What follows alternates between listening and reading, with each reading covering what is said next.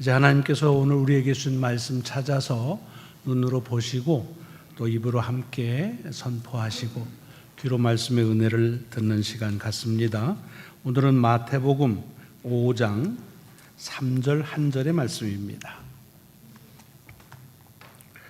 마태복음 5장 3절 한 절의 말씀입니다. 같이 봉독하시겠습니다. 시작. 심령이 가난한 자는 복이 있나니 천국이 그들의 것이미요. 아멘. 아멘. 오늘은 이 봉독한 말씀을 가지고 은혜 아니면이라는 제목으로 신경림 목사님 말씀 전하실 때에 귀한 은혜가 우리 가운데 함께 확증되어지는 시간 되시기를 바랍니다.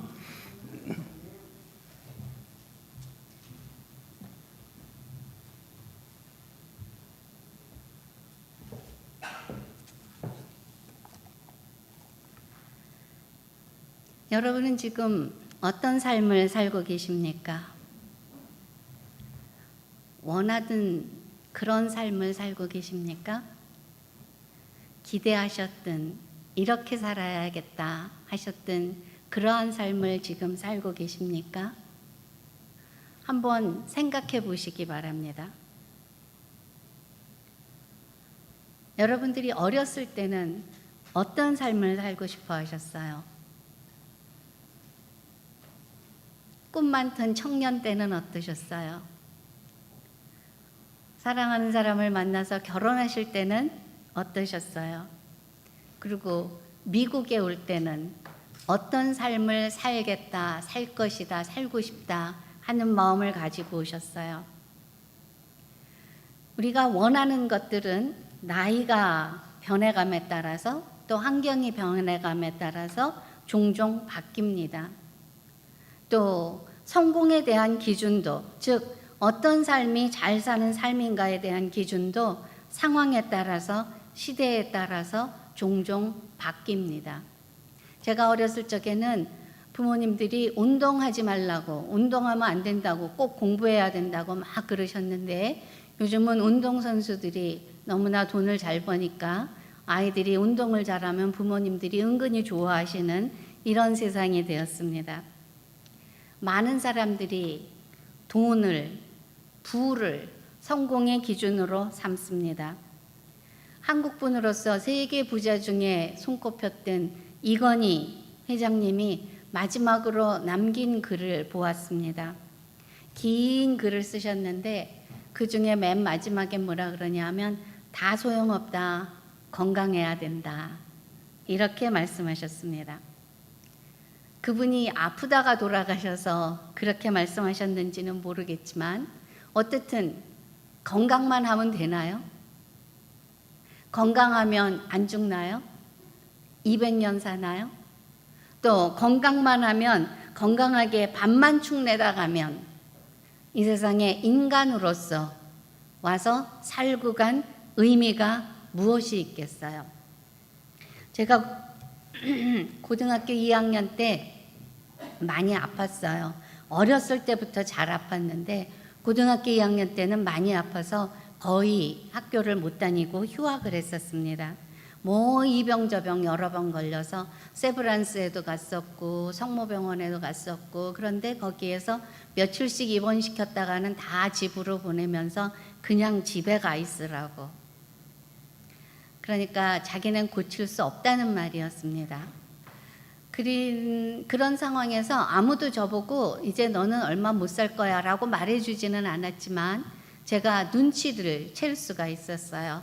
왜냐하면 잘 안 보이던 친척들이 하나하나 와서 저를 보고, 그리고 제 방문 앞에 나가서는 문 닫고는 소리 지르어서 우는 그러한 울음소리를 들었으니까요.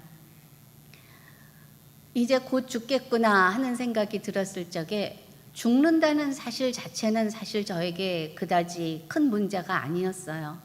더 큰 문제는 뭐였냐 하면 아무것도 이루어 놓은 것이 없이 삶을 마감해야 된다는 것, 이 세상을 떠나야 된다는 것, 그것이 더 큰 문제로 다가왔습니다.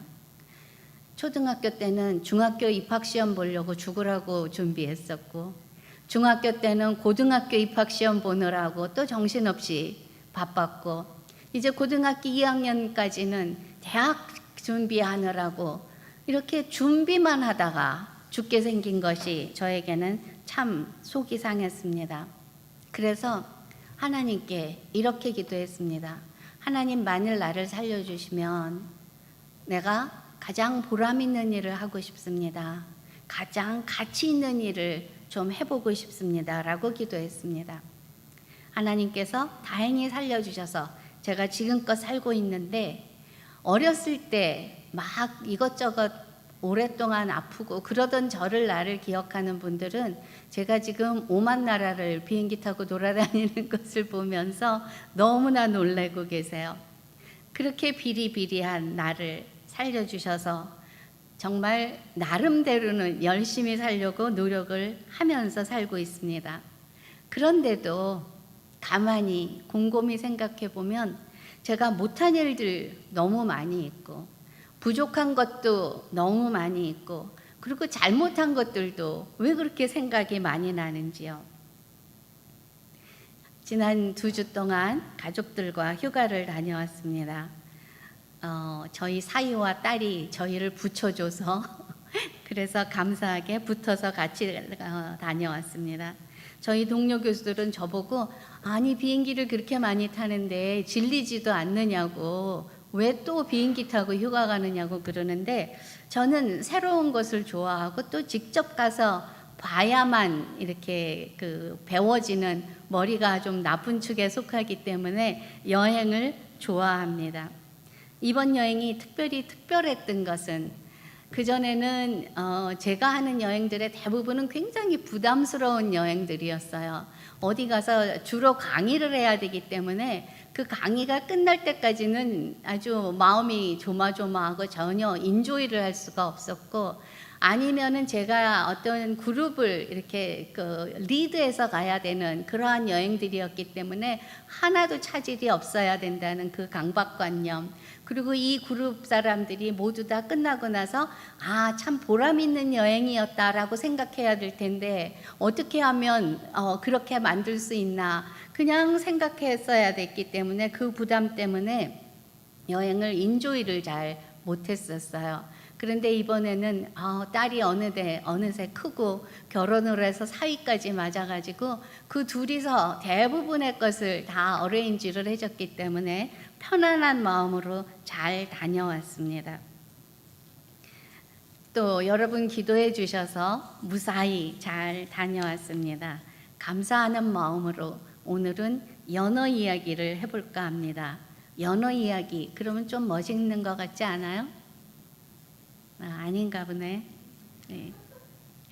연어는 강에서 태어나서 바다로 가서 살다가 알을 낳을 때가 되면 다시 강으로 가서 그리고 알을 낳고는 죽는 그러한 일생을 산다고 합니다. 저는 연어를 먹는 건 안 좋아해요. 몸에 좋은 건 대부분 싫어해요. 그러나 연어가 알을 낳으러 막 강으로 다 몰려들 때는 물반 고기반 굉장히 멋있다고 너무너무 훌륭하다 그래서 저는 그 모습을 보러 갔었습니다.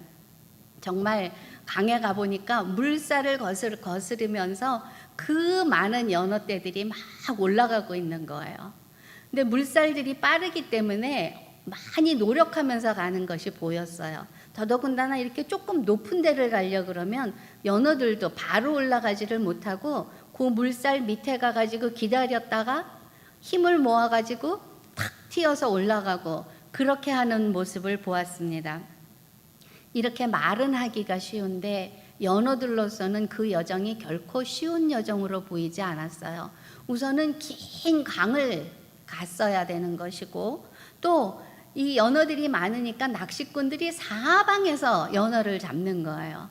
연어가 너무 많으니까 아무나 낚시를 집어넣으면 그냥 연어가 막 잡혀 나오기 때문에 아이들까지도 다 나와서 낚시하는 것을 보았습니다. 그러다가 연어 부화장에 가게 되었습니다. 해추리에 가게 되었습니다. 거기는 관광객들은 잘 안 가는 곳인데 저희를 안내하는 권사님이 거기에 40년씩 산 토백이셔서 그분 덕분에 갈 수가 있었습니다. 그 부화장 옆에는 폭포가 하나 보였고 그 폭포 옆에는 The End of Journey, 연어의 그 여정의 삶의 여정의 마지막이라는 팻말이 있었습니다. 그 폭포는 여태까지 있었던 이런 정도의 그 높이가 아니라 아주 높은 그러한 폭포였어요. 제 키보다 더 높으니까. 그런데 그 높은 폭포에서 막 떨어지는 그 물살 밑에 연어들이 거기까지 갑니다. 그리고 나서 거기에서 힘을 모으면서 기다렸다가 적합한 순간이 오면은 그 폭포 위로 올라가려고 뛰어오릅니다. 얼마나 열심히 뛰어오르는지. 그런데 제가 거기 서 있는 동안 본 연어들 중에 한 연어도 그것을 성공하는 연어가 없었습니다. 너무 높기 때문에 뛰어오르다가는 다시 떨어지고 뛰어오르다가는 다시 떨어지고 하는 모습을 보게 되었습니다. 왜 그렇게 높은 폭포가 거기에 있을까? 안내하는 분의 말을 들으니까 그 폭포는 연어들이 올라가라고 만든 폭포가 아니라 못 올라가게 만든 폭포라는 것입니다. 연어들이 이렇게 해서 끝까지 자기네들이 가가지고 그 주둥이로 바닥을 파서 알을 낳으면 그 다른 물고기들이 그거를 막 용케 앓고 찾아내서 그 알을 다 잡아먹는데요. 그리고 또 부화가 되어서 새끼들이 이렇게 태어나도 조금 했을 적에는 걔네들이 아무 저항을 못 하잖아요. 그러니까 그 새끼들이 큰 물고기들의 다 밥이 된다는 거예요.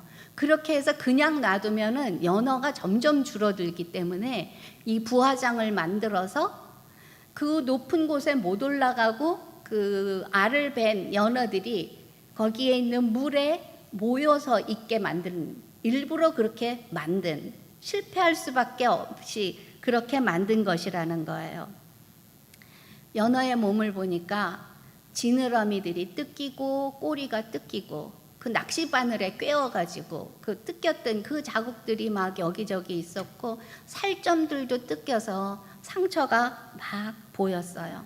더군다나 알을 가득 뺀 그 연어들은 보기만 해도 너무나 힘겨워 보이는데 그 몸을 해가지고 그 높은 폭포를 올라가려고 뛰고 또 뛰고 높이 뛸수록 물에 떨어지는 그 아픔도 더 큰데도 그런데도 불구하고 계속 뛰는 그 모습들이 저에게는 너무너무 애처롭고 안타까워 보였어요. 그래서 식구들이 막 가자고 그러는데도 눈을 뗄 수가 없어서 뒷걸음질 좀 치다가 다시 쳐다보고 있고 뒷걸음질 치다가 다시 보고 있고 그랬더니 줄리아가 할머니 it's so sad 그렇게 느끼면서 동영상을 찍었더라고요. 그럴 정도로 저는 그 연어들이 그렇게 열심히 노력하는데 그렇게 치열하게 노력하는데 성공하지 못하고 번번이 실패하는 그 모습이 너무나 슬펐어요. 그리고 성공하는 모습을 좀 편안하게 잘 되는 모습을 좀 보고 싶었어요. 그러면서 슬픈 마음으로 돌아오는데 돌아오는 차에서 생각을 하니까 그 연어들이 거기를 못 올라가는 것이 그것이 실패의 모습이 아니더라고요. 폭포를 오르지 못하고 그곳에 남은 연어들은 연어 전문 연구원들이 잘 지켜보다가 알을 낳기에 가장 적합한 때가 되면은 그 연어들을 조심스럽게 잡아가지고 알을 다 짜서 그 알을 인공 부화를 시키고 그리고 거기에서 새끼들이 태어나면은 그 새끼들을 아주 시간 맞춰서 먹이들이 똑똑 떨어져서 먹이 먹이고 온도 적당하게 만들고 아주 소중하게 그렇게 키워서 그 새끼들이 자기네들이 스스로 강에 나가서 살을 수 있을 만큼 그때 그 아이들을 방출한다는 것이었어요.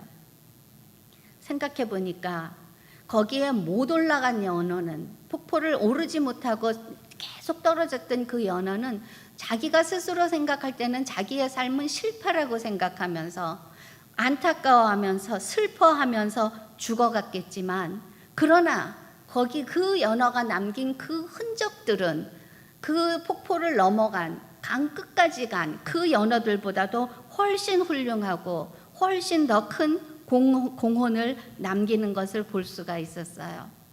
그렇게 생각하니까 제가 막 은혜를 받은 거 있죠. 내가 살면서 하느라고 해도 못한 게 너무 많은데, 잘못한 거 너무 많은데, 내가 보기에는 그런데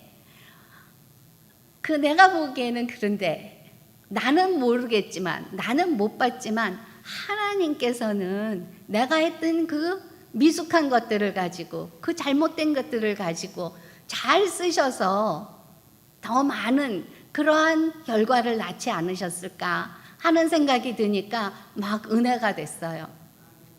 그러면서 또 드는 생각은 연어들한테 다시 돌아가서 그 얘기를 해주고 싶었어요. 얘들아, 너희들의 삶은 실패가 아니야. 너희 눈에 보이는 게 다가 아니야. 너희가 아는 게 다가 아니야. 너희들이 남겼던 그 알들은, 너희들이 살아간 그 흔적은 더 큰, 더 좋은 사람들의 손에 잡혀서 더 많은 성과를 이루고 더 많은 사람들에게 도움을 주는 일을 하고 있어 하는 말을 막 하고 싶었어요. 눈에 보이는 걸로 판단하지 말라고. 그런데 그렇게 생각하다가 보니까 우리 인간들을 지켜보시던 예수님의 마음도 그렇지 않았을까. 우리들이 조금이라도 더 얻으려고 안간힘을 쓰고 계속 뭔가를 더 얻으려고 발버둥치고 그러다가 속상해하면서 다 못 얻었다고, 실패했다고, 잘 안 됐다고, 왜 살았느냐 후회하면서 죽어가는 그러한 모습들, 또 정말 중요하고 정말 의미 있는 것이 무엇인지도 모르고, 누가 이거 좋다 그러면 우르르 그리 몰리고, 누가 저거 좋다 그러면 또 저리 몰리고, 이렇게 왔다 갔다 하면서 죽어가는 사람들을, 그 사람들을 보면서 예수님도 그렇게 말하고 싶지 않으셨을까? 너희들의 눈에 보이는 게 다가 아니야. 절대 그걸로 판단하지 마. 너희가 알지 못하는, 너희가 보지 못하는 또 다른 세계가 있어. 그러니까 지금 당장 눈에 보이는 결과만으로 실패했다고 좌절하지도 말고, 또 성공했다고 자만하지도 마. 그게 다가 아니야. 이렇게 말하고 싶지 않으셨을까? 한번 생각해 보십시다.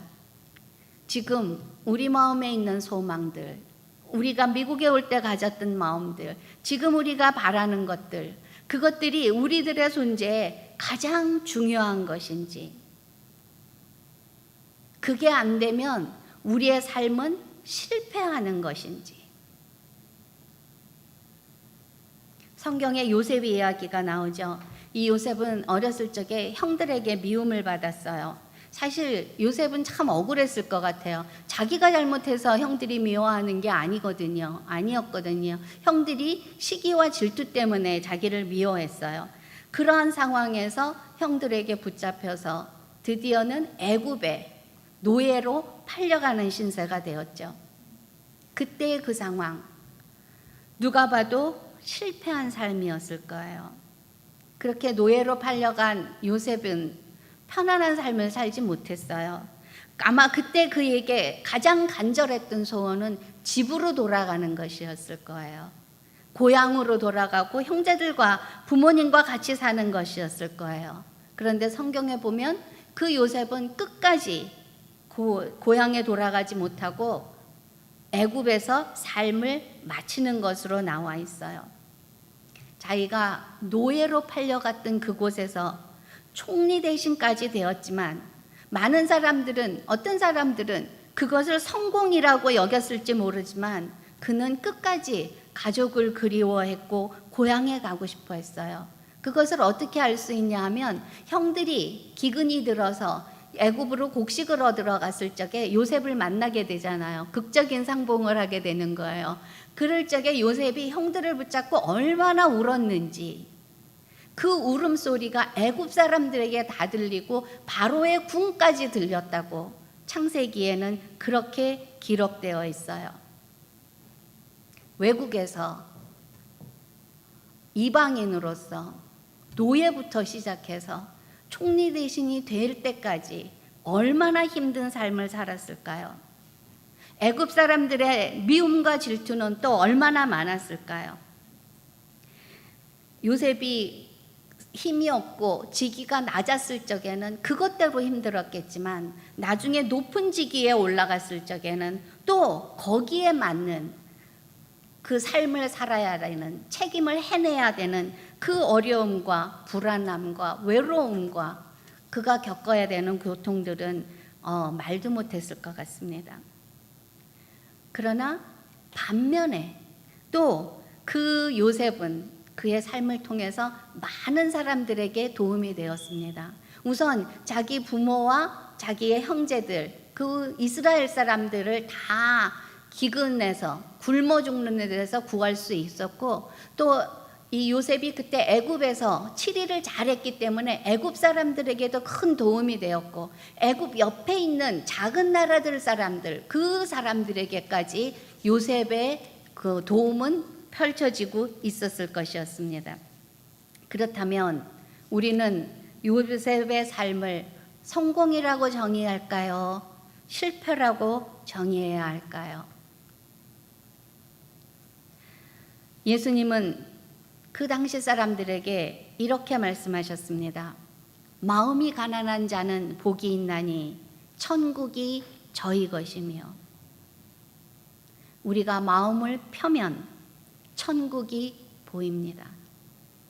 그러나 자꾸 움켜쥐면, 우리의 마음을 자꾸 움켜쥐기만 하면 못 가진 것만 보이고 없는 것만 보입니다.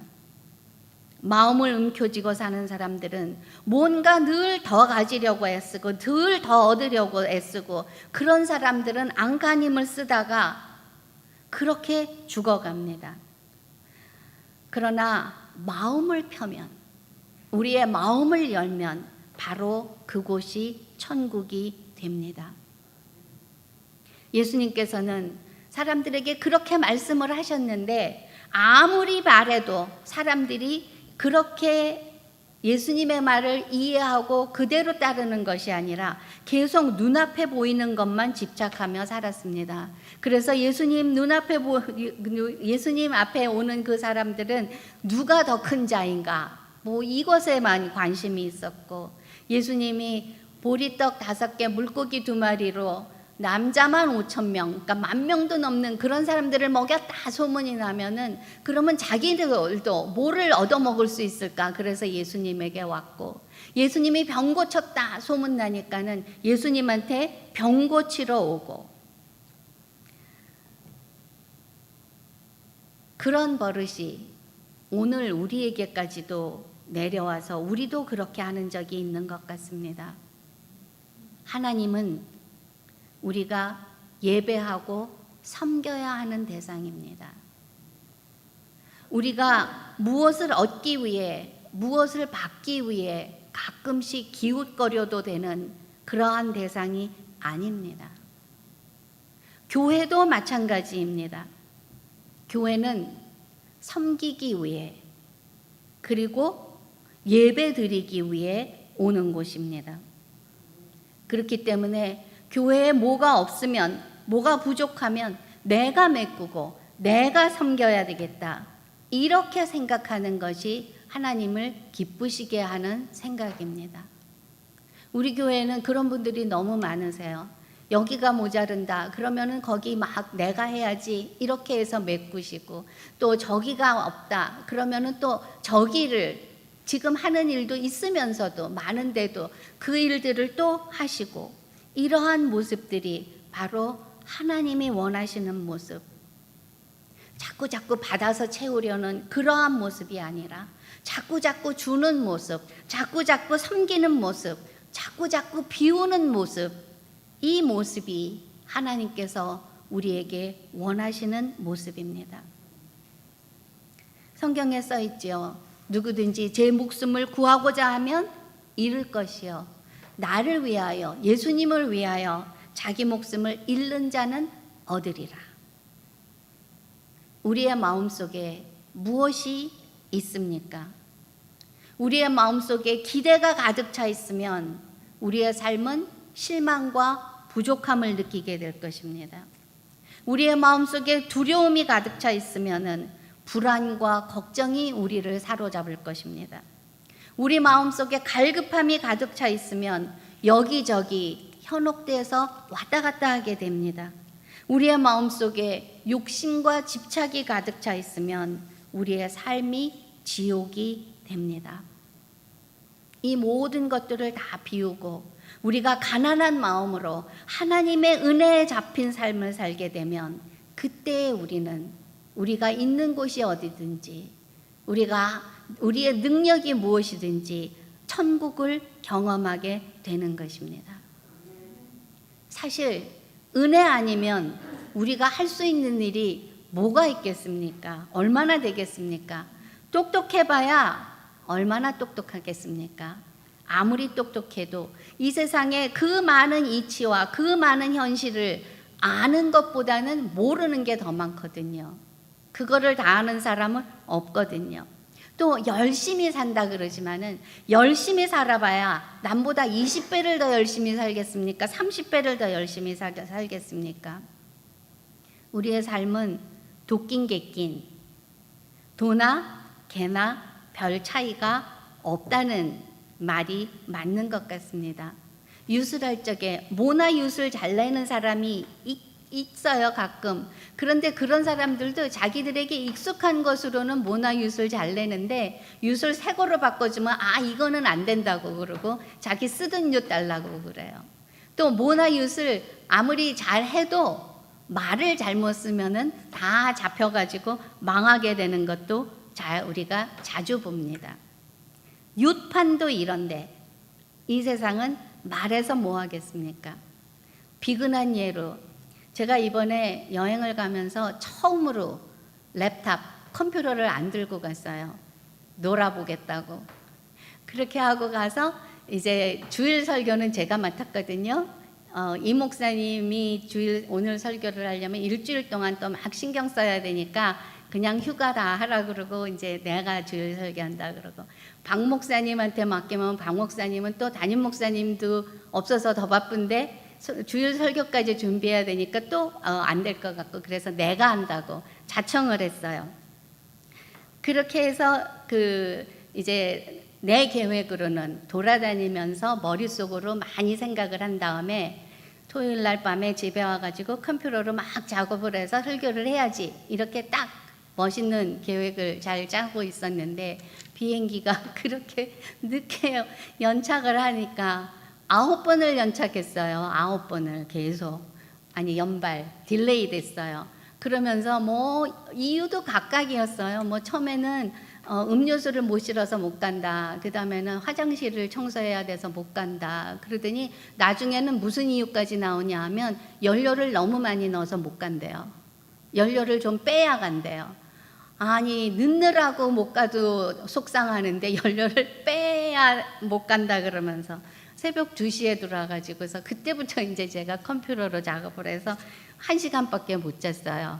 그러니까 제가 오늘 말이 좀 꼬이면 그렇게 이해해 주세요. 어쨌든 간에 우리가 계획한 대로 잘 되는 일들이 그렇게 많지가 않아요. 운전도 마찬가지예요. 우리가 아무리 조심하면서 운전을 해도 다른 차가 와서 부딪히면은 사고가 나는 거지 어떻게 하겠어요. 그러므로 지금 우리가 가진 모든 것은 다 은혜입니다.